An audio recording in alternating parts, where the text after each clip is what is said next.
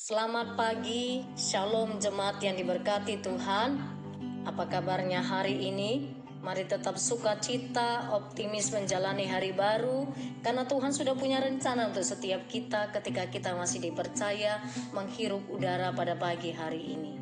Mari siapkan hati, kita akan mendengarkan firman Tuhan di dalam Renungan Pagi Jemaat GMI Kanaan Medan Selatan di hari Rabu 22 Januari 2025. Siapkan hati, kita berdoa.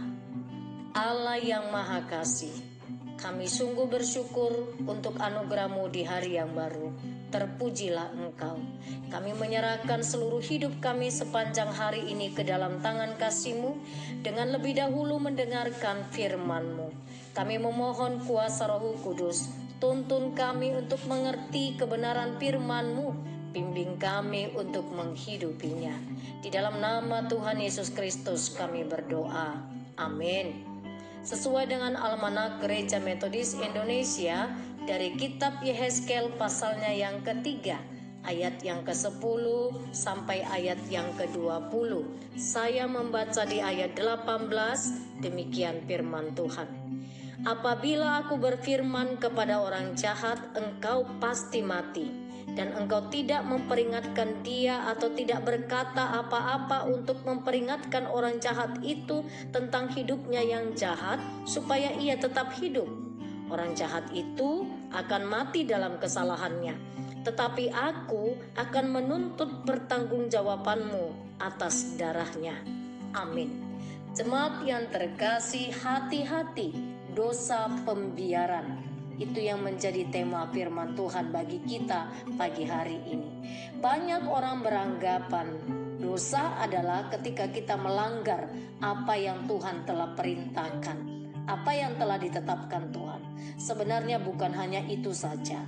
Ketika kita tidak melakukan apa yang diperintahkan Tuhan, itu juga dosa. Sederhananya begini, jemaat terkasih, ketika suatu saat kita patuh terhadap rambu-rambu lalu lintas ketika kita berjalan di jalan raya, itu adalah sesuatu yang positif, itu adalah sesuatu yang benar, itu sesuatu yang baik. Tetapi ketika dalam perjalanan kita di jalan lintas, lalu kita melihat ada orang yang kecelakaan lalu lintas, lalu kita yang sangat membutuhkan pertolongan, dan sesungguhnya kita mampu memberikan pertolongan, tetapi kita tidak melakukannya, itu juga adalah dosa. Disebut, saya katakan tadi di dalam tema, dosa pembiaran. Nah, Tuhan berkata kepada nabinya Yehezkel pada bahagian yang sudah kita baca tadi, bahwa sesungguhnya ketika ada orang berdosa dan engkau tidak menegurnya di dalam dosanya, dia akan mati, tetapi nyawanya aku akan tuntut pertanggungjawaban daripadamu. Jemaat yang diberkati Tuhan, Tuhan menekankan kepada sang nabi agar setia dalam tugasnya sebagai seorang nabi. Apa tugasnya? Ketika orang hidup di dalam ketidakbenaran, maka nabi perlu memperingatkannya, menegurnya, tentu saja di dalam kasih. Jujur, kadangkala kita mengatakan kebenaran, kita takut dibenci. Kita tidak siap untuk resiko dibenci atau ditinggal oleh orang-orang yang terdekat dengan kita. Mungkin dosa atau pelanggaran itu dilakukan oleh orang-orang terdekat kita, mungkin suami, atau mungkin istri, atau mungkin anak-anak, atau mungkin circle kita. Jemaat terkasih, siapapun itu, tanggung jawab kita sebagai orang yang percaya, ketika kita mengetahui ada orang melakukan dosa, kewajiban kita untuk menegur dia di dalam kasih yang daripada Kristus. Sebagai orang percaya, kita punya tugas menyaksikan Yesus Kristus satu-satunya jalan keselamatan. Jika orang yang mendengar itu menolaknya, maka itu tidak salah kita. Tetapi kita sudah menjalankan tugas kita menjadi saksi. Jangan sampai ada dosa pembiaran. Oleh sebab itu kita harus berani peduli terhadap sekitar kita. Seringkali kita merasa cukup hanya dengan menjadi penonton pasif. Bahkan kita melihat di tengah bangsa yang penuh dengan kehidupan yang korupsi, cukuplah untuk tidak korupsi. Di tengah diskriminasi dan intoleransi, cukuplah untuk tidak mendiskriminasi. Di tengah ketidakadilan, cukuplah untuk tidak berbuat tidak adil.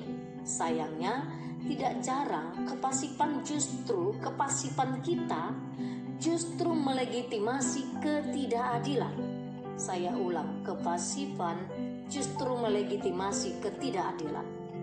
Tanpa mereka peduli atau penolakan terhadap ketidakadilan hanya akan datang dari mereka yang jadi korban. Jadi hal itu tidak cukup. Kebenaran butuh suara.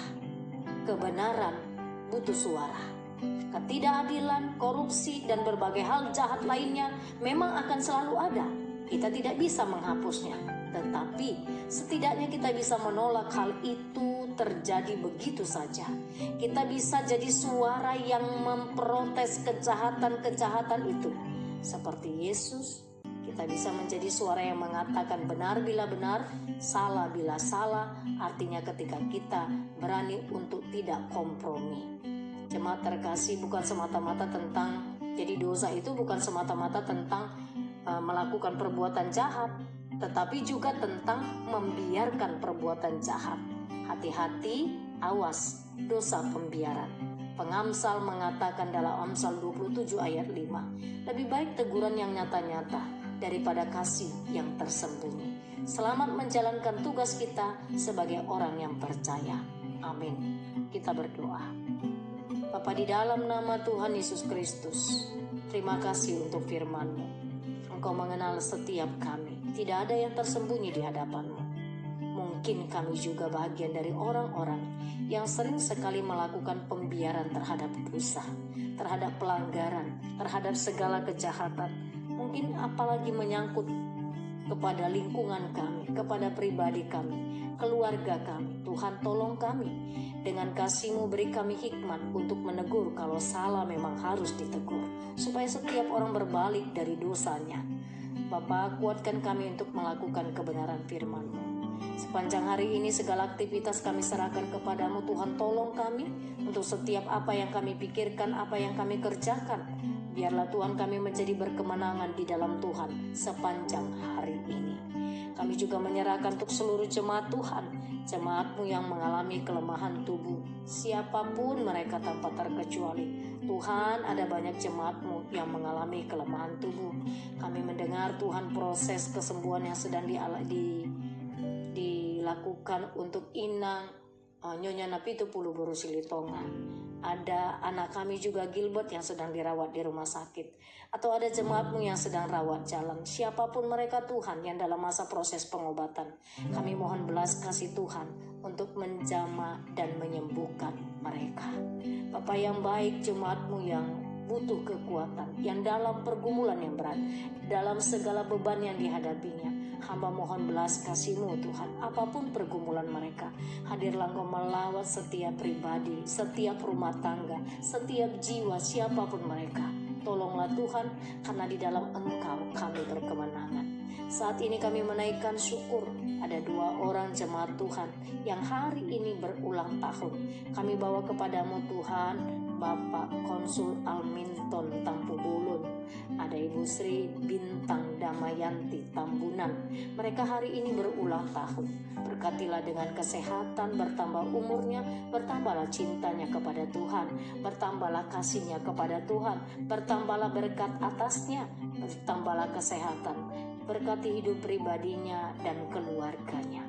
Bapa yang baik di dalam surga, kami juga mau bawa kepadamu Tuhan untuk bangsa dan negara kami, untuk kota tempat kami tinggal, kota Medan. Tuhan, tolonglah kami agar sebagai orang-orang yang percaya, bahkan setiap anak-anak Tuhan yang duduk di dalam pemerintahan atau apapun jabatan mereka, supaya mereka menjadi terang Kristus, berani menyatakan kebenaran, tidak kompromi di dalam ketidakbenaran atau tidak melakukan pembiaran. Biar kami memulainya dari diri kami Tuhan. Kuatkanlah kami menghidupi, melakukan kebenaran firman-Mu. Di dalam nama Tuhan Yesus Kristus, nama yang penuh kuasa, kami berdoa. Amin. Semangat pagi, Tuhan Yesus memberkati.